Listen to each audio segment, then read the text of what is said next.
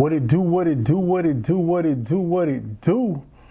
Back at you with another one. So today, I want to talk about a little bit more of this Miami Heat drama we got going on. So what happened was, Gil had his say about like how he not really buying the whole Heat culture thing. Like he like that ain't really a thing. You know what I'm saying? Then Paul Pierce chimed in. He had his little words about that also. And Wade was like, he ain't trying to hear that. Like, y'all not about to downplay what that is and downplay Heat culture and act like ain't nobody gonna try to go to the Heat. So, I'm gonna let y'all hear that, and I'm gonna be right back. We are Showtime. You're nobody. He was right. Yeah. He moved to the Knicks. He ain't doing nothing. He moved to Miami. Right, he got Shaq. I mean, he got Dwayne Wade. He came and got Shaquille O'Neal. Then they brung a whole bunch of other players to help win. You can't pretend you that guy. It's them. Listen, you're not bigger than them. Yeah. You're pretending you are. Did you see the interview? They left. LeBron came. They won a championship. You can't pretend you're bigger than LeBron. LeBron leaves, this shit crashes. Jimmy Butler comes, he gets you to the championship. If he tells you, bring me one more star, motherfucker, bring him one more star. Because if he can get you to the championship with this, bring me one more star, I got you. So for you to pretend that you are the Heat culture and you can do this, you're lying. Yeah. Because when he leaves, motherfucker, nobody's coming there. Nobody's coming to. You got South Beach in your favor. Yes. And you treat South Beach like it's a fucking prison.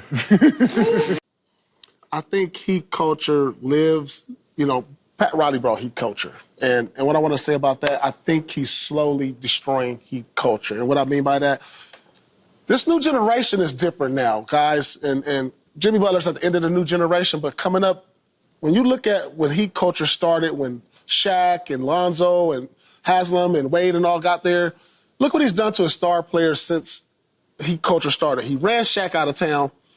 You ran LeBron out of town. You ran D. Wade out of town, of all people. One who drafted, you won your first championship with. Then you kind of try to make up for it. Now you running Jimmy Butler out of town. This, to me, tells me that Heat culture lives and dies with Pat Riley, and if he doesn't change the way he is, being, kind of like stubborn and don't want to pay guys and it's his way or the highway, then I don't see Heat culture being the same any longer. Yeah. I don't like nasty breakups. And I think what people need to understand is these relationships are relationships. Yeah. And just like the relationships that we in, the communication in these relationships suck. And that's the one thing about the league that really, that I didn't like and I don't like is that we don't communicate very well. So in this space with the Heat, man, I don't know what's going to happen and I don't have no comment on the trade, but I know what Jimmy Butler has done for the Miami Heat. And it shouldn't have to be as ugly as it is right now. And I don't like this stain on our organization. I don't like the fact that people feel that they can comment and talk about like that whole notion that people saying that because of the Jimmy Butler situation and how Pat Riley has handled things, that guys are not going to come to Miami. Y'all can quit that shit right now. It ain't going to be a day that a basketball player ain't going to make $300 million to play in Miami. It will not be a day that you ain't gonna raise your hand and go make $300 million to be the star of Miami. So let's quit that narrative. Let's quit that narrative right now. Sign me up. I go deal with some structure for 4. Facts. So that narrative right there for people from the outside, because of what they're seeing, of how it's being handled, that's what I don't like. I don't like the fact that people feel that they can't talk about what's in house, how we do things. You know what I'm saying? And so. But I do say, to give Jimmy credit, man, Jimmy came in when they was losing the face of their franchise and became the face of the franchise. That's hard to do. He became the person that those kids wanted to buy his jersey, wear his jersey. You know what I'm saying? And so the relationship was, the Heat was a soft landing spot for Jimmy, and Jimmy was exactly the star that the Heat needed. For 6 years, finals, big moments that they've had together. It should not end ugly. It's ended tragically. Right. This is tragic. This is a tragic way to end a relationship. Mm-hmm. And so as a former player, it's ugly on our franchise. It's a stain on our franchise that we continue to have the way that the relationships break up. But also too, on the other side, you don't run that organization as a player. So you get to that space sometime where you want to do things your way. It's Pat Riley way. Facts. And let's talk about Paul Pierce. Paul Pierce said he's better than Dwayne Wade. I'm going to stop right there. Okay? I'm going to stop right there. All right? You out your mind. You've been smoking too much, tell you the truth. All right? You're not better than Dwayne Wade. Okay? You've been hating on the Miami Heat since Ray Allen left Boston to go to Miami Heat.